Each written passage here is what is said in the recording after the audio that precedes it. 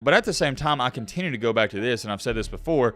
For Hugh Freeze and that Auburn staff, it is a tricky situation because the grass isn't always greener on the other side, and you don't want to mess up what you already have.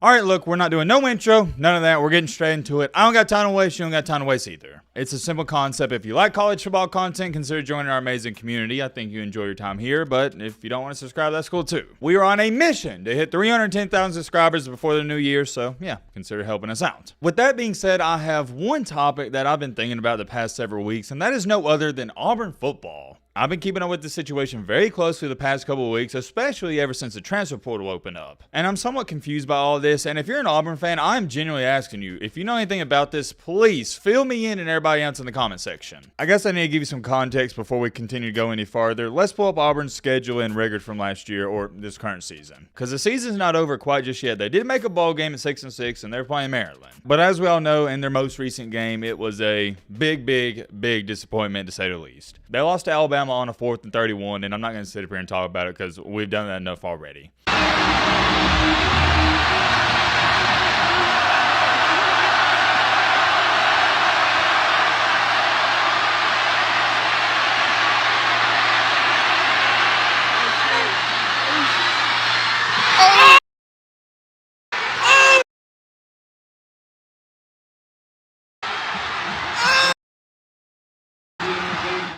It was gut-wrenching, and you want to talk about your heart getting pulled out? That's what happened on that play right there. But getting that out the way, and as good as Auburn played in that Iron Bowl, and they played really good, the rest of the season, it was wishy-washy. They started out the year fantastic, 3-0. They beat California, in which a game I stayed up to watch. It didn't end till, what was it, like 1 a.m.? And I don't know how they won that game. You can thank California's kicker for missing like 3-something field goals, but they pulled it out. But then they hit a rough patch. They got blown out by what I'm going to label as a decent and pretty solid A&M team. After that, in Jordan-Hare Stadium, they played the #1 team in the country close in Georgia and only lost by 7 points. They had a shot to win that game. They get embarrassed by LSU. That was a really bad game. And then another respectable game in Jordan-Hare Stadium, only lost to Ole Miss by 7 points. That's a top 11 team. And it's so funny when you had all these casuals talking about, man, Alabama sucks. They only beat a 6-5 Auburn team by 3 points, man. They're not good, blah, blah, blah. And I'm just like, dude, shut the crap up. You're obviously a casual because everybody knows there's a witchcraft in Jordan-Hare Stadium. You saw it with Ole Miss. You saw it with Georgia. I don't care who you are.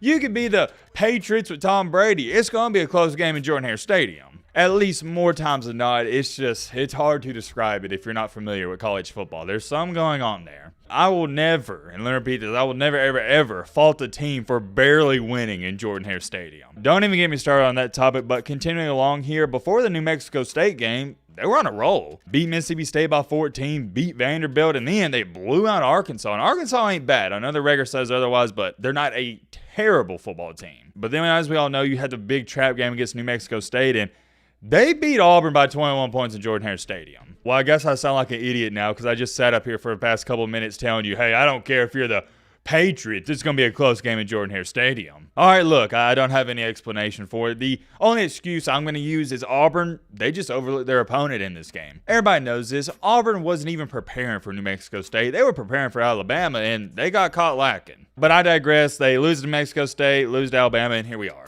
There's you some context. Now, I also need to show you this because this is really the main topic of this video. Before this season started, Auburn said, you know what? We're not very confident in Robbie Ashford. We're going to go get us a quarterback in the transfer portal. And you know who they got? No other than the man, the myth, the legend himself, Peyton Thorne. And I, for one, thought this was amazing. I thought Peyton Thorne was going to be a top 6, top 7 quarterback in the SEC. I thought it was going to ball out under Hugh Freeze because Hugh Freeze is always a quarterback-friendly coach, and yeah, it just didn't work out. I'll show you his numbers right here. Under 1,700 passing yards, 15 touchdowns to 9 interceptions, and a total QBR of 61.6.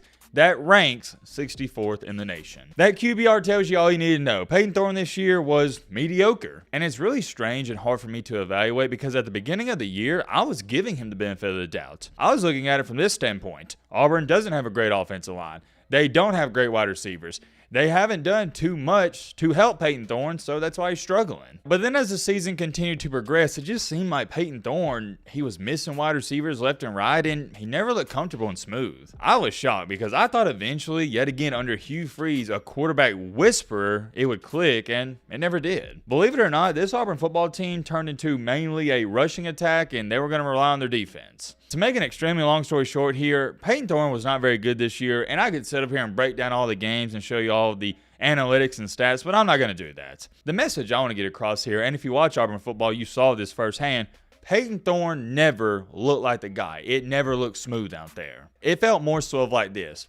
Yeah, Peyton Thorne's not really great, but he's our best option. That's how it looked, and that's how it was. You never heard any Auburn fans raving about how great Peyton Thorne's looked. You see what I'm saying? And fast forward in date to our current time, as to when I'm speaking, as to when I'm making this video, as to when you're watching this video, Auburn isn't even going after a new quarterback, which blows my mind. I'm not saying I expected Peyton Thorne to be benched and Auburn just throw him to the dumpster fire, but I at least thought they'd try to go after one of these guys. There's about 10 to 15 quarterbacks in the portal right now that I think are just as good, if not better, than Peyton Thorne. And worst case scenario, you do what Nick Saban did. Yeah, Jalen Milroe's probably going to start, but bring in another guy just to increase the quarterback battle and race like Saban did with Tyler Buckner from Notre Dame. The portal has been open for a while now, and Auburn's not going after any of these guys, at least according to all the reports. And y'all know this, I live in Alabama, I got so many sources down here, and I haven't heard a word from anyone. So right now, and this could change at any given minute, any given hour, any given day, you know how the portal works,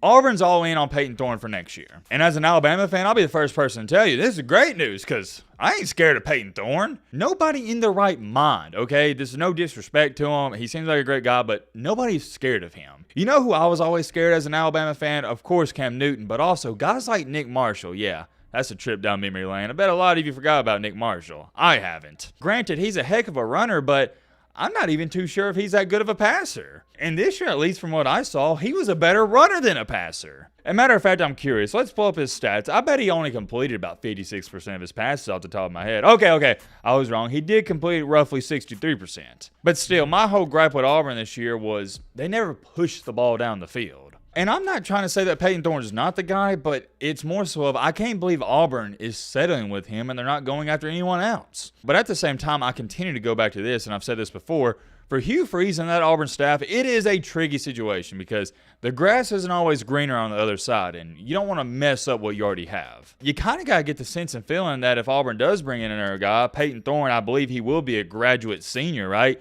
He'll be able to transfer. I'm curious. Let me know in the comment section. If you were the head coach at Auburn, what would you do? And here's my next question. I don't even know what the standard or goal is for Auburn next year. I would assume they want to win about what? 8, 9, possibly 10 games? That leads me to my next question perfectly, and you have to ask yourself this. Is Peyton Thorne good enough to get you to 9 or 10 wins? I don't know. Men lie, women lie, but numbers never lie. Look at all of his stats from his last 3 years of being the starting quarterback. 2021, 10 interceptions. 2022, 11 interceptions. And 2023, 9 interceptions. His touchdown to interception ratio is not very good. For roughly every about 2 touchdowns, he throws 1 interception. That's not what you want to see in the SEC West. I don't know who they'd go after, and I'll show you the top 10 transfer portal quarterbacks, at least according to Rivals. And here's also another thing we got to bring up. I don't know if any of these quarterbacks would want to go and play at Auburn, and I don't blame them. We know off the top of our heads here, Dylan Gabriel, he already went to Oregon. Riley Leonard, he's probably going to Notre Dame. And then Cameron Ward, he's not even considering Auburn. I would say, though, right now, I would have went after DJ Ugbadugi. I like Jordan McLeod from JMU, Aiden Childs from Oregon State.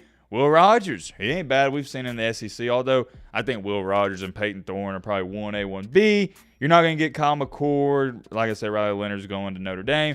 What about Will Howard? I probably heard he's going to USC. But the point, this is just the top 10. There's many other good quarterbacks out there. I just have a hard time believing Hugh Freeze isn't sitting in his office right now debating whether or not he should go after another quarterback. I guess we'll see what happens. We'll see. I'm curious, though. Let me know your thoughts down below. But